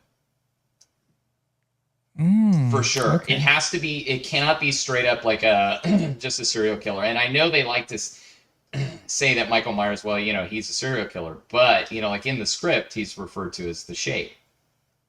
He's not really human, even, and so for me, I need something where it feels like it could be real, but it's not. And it's just this indomitable spirit of impending doom, just like he cannot stop it. There is no way it will come back in the next one, and it's just, so probably I would say like monster films would probably be the easiest way. Okay. Favorite decade of horror? But definitely not the 90s. Sorry. Probably the 70s. Yeah. I mean, that's when Halloween came out. And I did like the 60s, like with the Italian horrors and stuff like that. Yeah. I have appreciations for like the black and white movies. I think those are so fun to watch with like the kids and everything. But like, yeah, probably. I mean, and even I think even Halloween was late 70s though, wasn't it? Mm-hmm. 78. Yeah. So, yeah, I'd probably say the 80s, but that was also because that's when everything was the scariest for me. Like Nightmare on Elm Street movies and Friday the 13th, sequels, and all these sequels that happened during that time as a kid, it's like you're terrified of it. So, probably the generation of it would have been like the actual first movies would have been the ones that were in the 70s, but then like the 80s to me was just so fun. Yeah, they kind of like ramped it up. Yeah. All right. What is a horror movie you would absolutely survive? Probably Hellraiser, because I wouldn't touch the friggin' box. Right. I mean, I don't know, dude. Yeah, I mean, I mean, I think that like the first movie, it's like, and don't go home with redheads that are really easy. It probably would have been the easiest way to like not happen, and it's just like. And so clearly out of your league too, right? She's always like far more attractive than the men she brings home. It's like, be careful of that, dude. Like, I don't know. I think you'd fall for it, man. 100%. Like if like some Asian dude showed up, like this box will bring you ultimate pleasure. Like your ass is touching it. Like I'll give you one. Jaws. I wouldn't go in the water, and I wouldn't get into that friggin' boat with those guys. It's like, no. That dude, guy, whatever. Captain's psycho. Richard Dreyfuss is like just some kid, and Roy Schneider is like, he's a cop. Once again, he just shoot his gun at the shark. It's like, okay, yeah. Let us know when you're back. Good luck. Good luck, guys. I'm calling BS on this one again because you've always lived by the ocean. You're a lifeguard. Yeah, I probably would have died. See, dude, yeah. And if the shark had messed with one of your kids, you would totally be on that boat. For sure, 100%. But yeah, as in regards to surviving, I probably would have been like how the comic relief always dies in the horror movie. Dude, there's no horror movie I'd survive. I would, because I would find it too funny to get killed by the bad guy in the movie and have to die in the most comedic way. Like in that movie Hatchet, when the guy's like walking up to the shed when you finally see him for the first time and he gets the axe, like chops him right in half, and that probably would have been me. Who dies the most comedic way? I'll be that guy. Thank you. If I'm gonna go, I might as well go with a smile, I feel like that perfectly answers what would have been our next question, which is, what's a horror movie where you absolutely have no chance of surviving? Hatchet, apparently. Yeah, I don't think I would have survived Hatchet. There's no friggin' way. Right, man. An alligator would have gotten me. I would have stubbed my toe. All the kids, the kids at home tell me, "Dad, you are so clumsy," and it's like, yeah, but at least it's funny. It's true, man. I don't know. He might be able to survive like Dr. Giggles or something, because you can read doctors very well. I never brush my teeth. I never go to the dentist. So yeah. Oh, there you go. He survived the dentist automatically, man. Yeah. All right, man. So the next one is a would you rather. And it's oddly specific here to some of the stuff we've been talking about and even just mentioned. Yeah, two chicks. Two chicks. The answer is always two chicks. Would you rather, man, be trapped in the Overlook Hotel with Jack from The Shining pursuing you? You're all alone. Yeah. Just you and Jack. Okay. Or you're trapped on the boat in Jaws with Quint, Brody, and Hooper. Oh, crap. Yeah, so at least you get some backup on that one, man. I'll put it to you this way. I probably was the chum that they were throwing into the boat. Yeah, he got bitten off in like one of the scenes, and nobody remembers, so we're just going to use him as the chum. You know what? I think Jack, because I think I would have convinced Jack that I was on his side.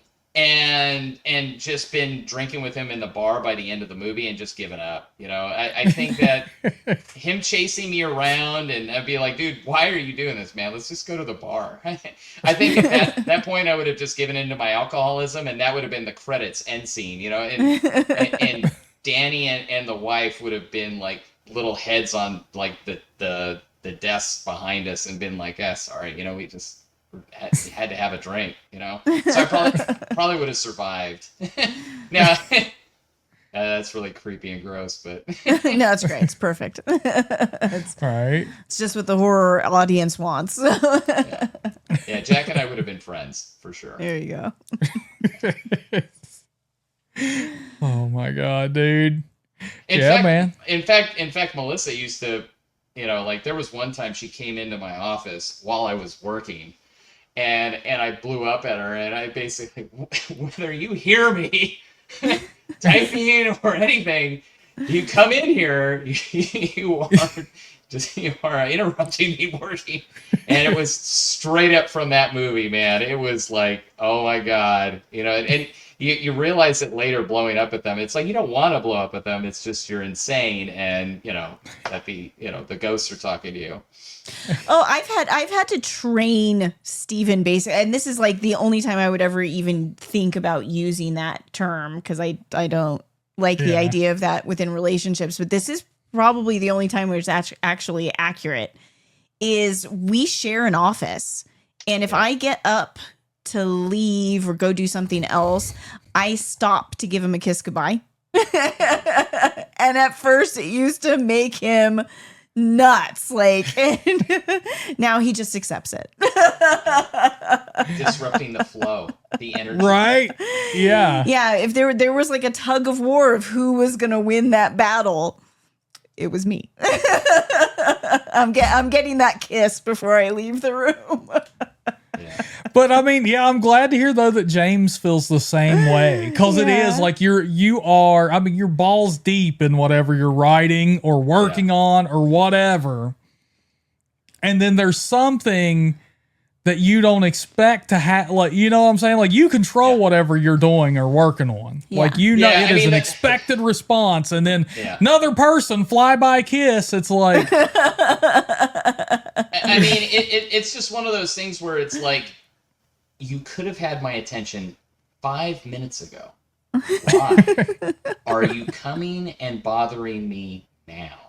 Oh, if I Great. can have Steven's attention, I take it. I never shun attention. never. I'll give you a great example. Melissa and I are on a plane.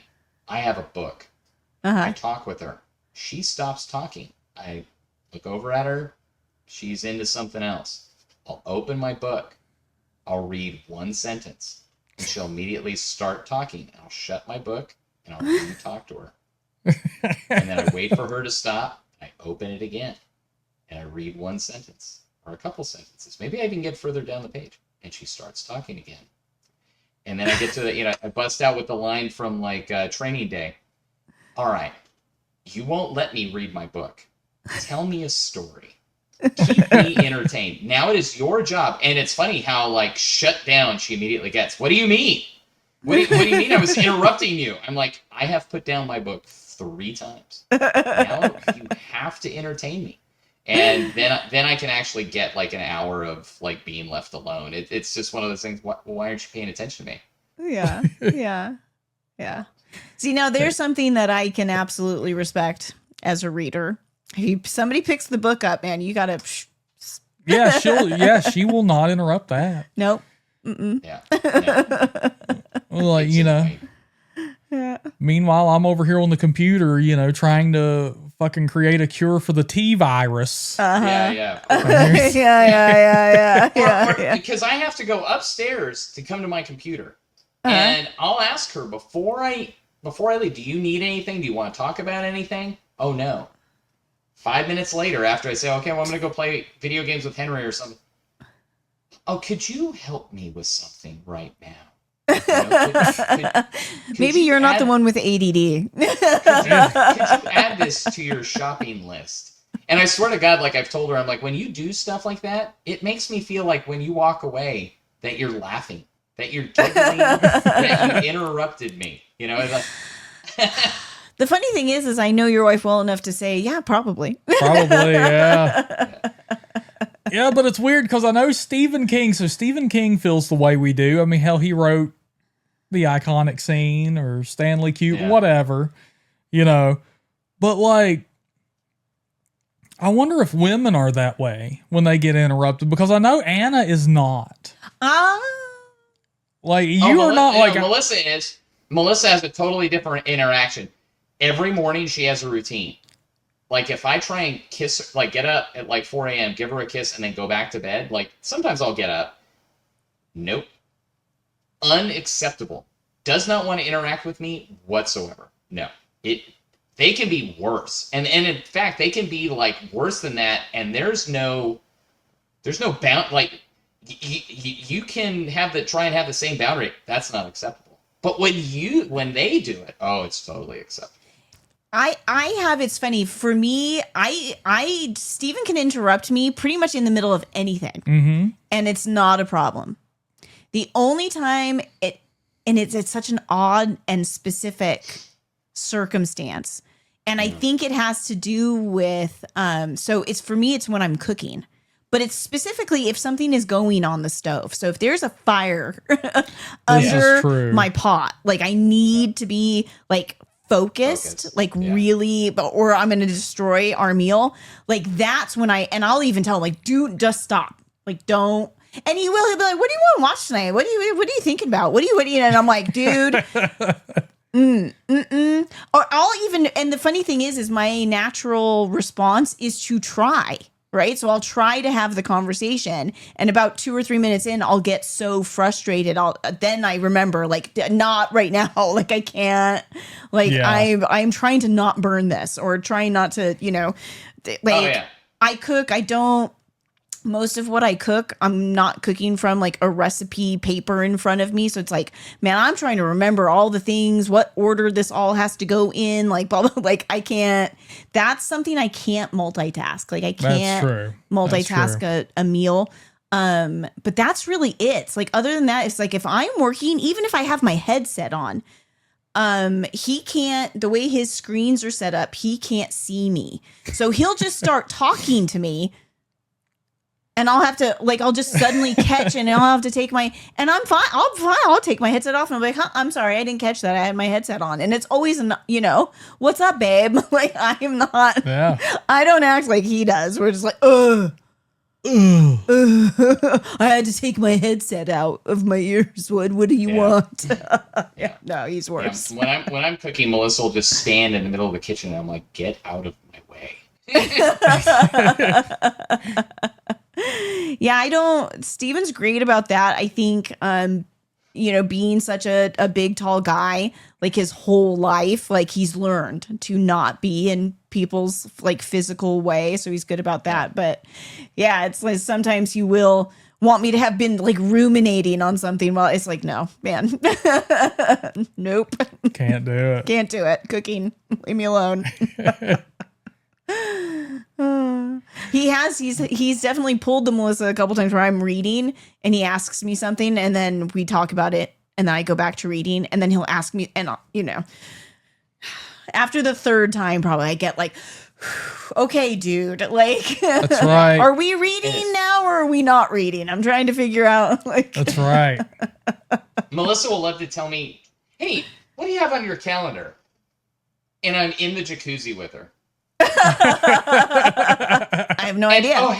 Hey, can you add this to your calendar? Or hey, can you add this to your shopping list? I mean, I don't have my phone. I'm in. None of that is happening. I'm in the hot tub. Right.